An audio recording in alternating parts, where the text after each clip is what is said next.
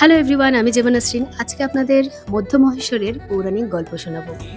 অসংখ্য আত্মীয় স্বজন, গুরু এবং যোদ্ধাদের মৃত্যুর পাপ থেকে মুক্তি পেতে তারা মহাদেবের আশ্রয় প্রার্থনা কিন্তু শিব তখন তাদের সামনে আসতে চাননি। তিনি হিমালয়ে গিয়ে আত্মগোপন করেন। তিনি একটি ষাঁড়ের রূপ ধারণ করেন এবং পাণ্ডবরা তাকে খুঁজতে খুঁজতে গড়ওয়াল হিমালয়ে গিয়ে উপস্থিত হয়।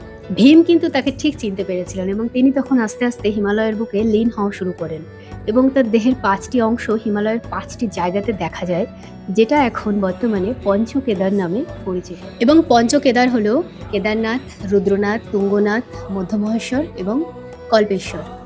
তো আমরা সবাই জানি যে কেদারনাথে কুজের পুজো হয় এবং তুঙ্গনাথে বাহু, রুদ্রনাথে মুখের, এবং যেটা মধ্যমহেশ্বর যেটা নিয়ে কথা বলছি সেটা হচ্ছে শিবের নাভি বা মধ্যদেশের পুজো করা হয় এবং কল্পেশ্বরে শিবের জটার পুজো করা হয়। মধ্যমহেশ্বর 3490 মিটার উচ্চতায় অবস্থিত এবং এখানে শিবের নাভি বা মধ্যদেশের পুজো করা হয়। এবং বুড়ো মধ্যমহেশ্বর সেটা হচ্ছে মধ্যমহেশ্বর মন্দির থেকে আরও 2 কিলোমিটার উপরে, সেখানে পুরনো একটি মন্দির আছে এবং সেখানেও অনেকে যায় এবং সেখান থেকে খুব সুন্দর তুষারাবৃত শৃঙ্গ দেখা যায়।